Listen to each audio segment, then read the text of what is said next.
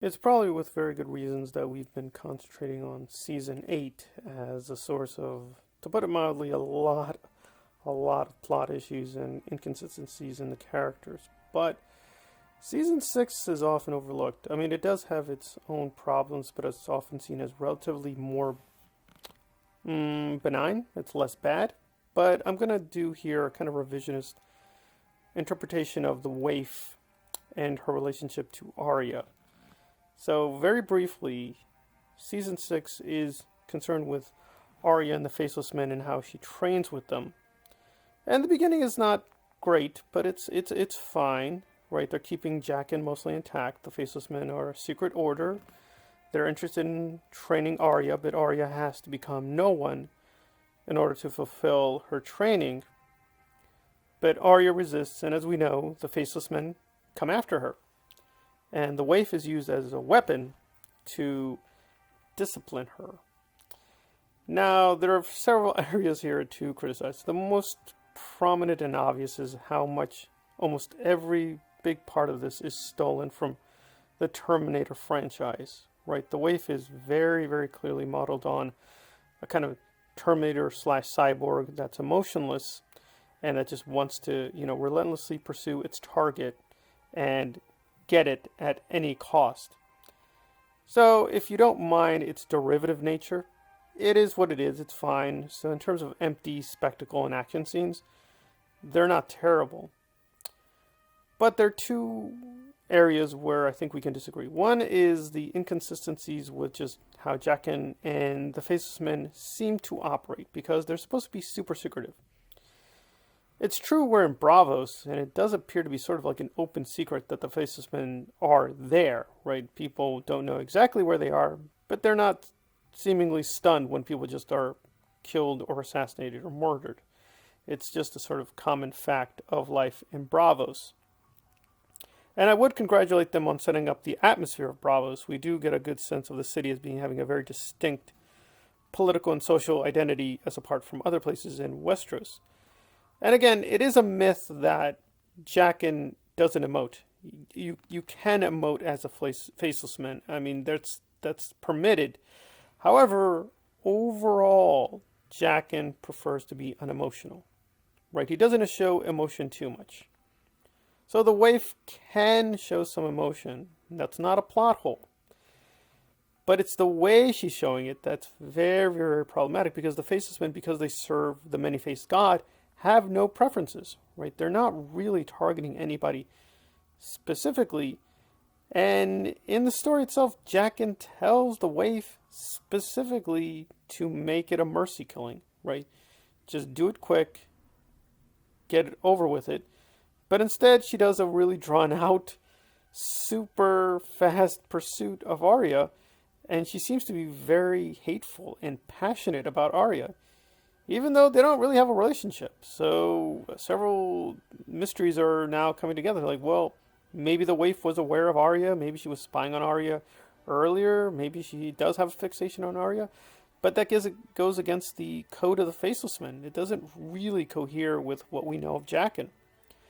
Again, Jaqen isn't totally ruined, but it does feel like a big, obvious plot contradiction that the waif does seem very emotional about Arya, but we don't know why she's emotional. She just is emotional about Arya, and we just have to accept that as a fact. And another problem has to do with Arya's training. Now, this is a little bit more minor, and it is a little bit more subtle.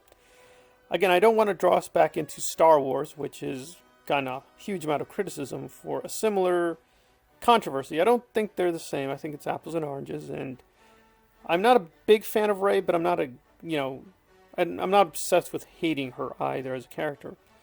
And the training is it's very brutal, right? We do see a lot of physicality in the case of Arya, so it seems like she's slowly becoming a better fighter, but we see her primarily use the staff. And she does, gain some mastery, but in her final confrontation with the waif, she uses a sword. Now, we have seen her with a sword prominently, right? When she was working with the Hound, but it was fairly basic, right? She just hadn't yet mastered the sword in any strong sense, right? She's not Barrack, right? She's not Brienne. She hasn't been using the sword since she was very young, right? She only trained later with Syrio. Again, it's also a minor point, but it does feel a little weird. And also there's the obvious problem, like, well, why would the waif be stupid enough to be drawn into the trap? So let's try to mount the counter case before we leave. Some would say, well, maybe the waif was also training like Arya, right? She's sort of an apprentice. She's not really a full-blown Faceless Man. So she's trying to earn her keep. That's certainly possible, but the other possibility is actually she's full-fledged Faceless Man, and we don't even know if she is a small girl, right? Again, the Faceless Men always use disguises, so the fact that she's appearing as a little girl doesn't mean the waif is a little girl, so that's not completely explained. It could be coherent, but we don't yet have enough information, so at best it's a big question mark. But let's try to mount a final kind of devil's advocate case, which is that some are trying to make the kind of subversion of genre argument. Namely that the waif, yes, does appear to be a contradiction because she's emotional, but that's intentional because Dan and Dave are trying to suggest to us that what the quest of the Faceless Men is impossible, right? You can't be totally unemotional. So the waif is a kind of clever metaphor for the impossibility of the Faceless Man. And that might be possible, but we don't have anything to latch onto, right? We just have what we have with the dialogue with the waif and Jaqen. If this was meant as a kind of super subtle subversion, we don't have any supporting evidence. We just see that the scenes should be taken as they are, right? The Arya and waif are facing off against one another, right? They're not lesbian lovers, they're nothing like that. It just seems like they hate one another, but we don't know why they hate one another. They just do. And finally, just to be clear, it's not really the waif storyline that bothers me. In of itself, I just don't care. I thought it was fine. They just functionally wanted to give Arya superpowers, and they were going to find some way to do it. But I do think it does provide a lot of evidence, and retrospectively, you see, well, why did Season 8 turn out the way they did? And it's probably because of this that people were just shrugged their shoulders saying, okay, it is what it is. It's just a weird, stupid Terminator ripoff, and that's all it is.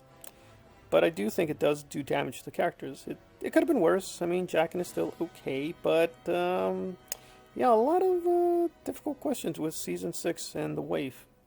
Alright, this has been GRRM Analyzed on the contradictions of the waif in Season 6. If you like the content, please hit the like button below. Please drop a comment. If you can, consider supporting the channel on Patreon. I'll be setting up a Patreon account. Thank you very much.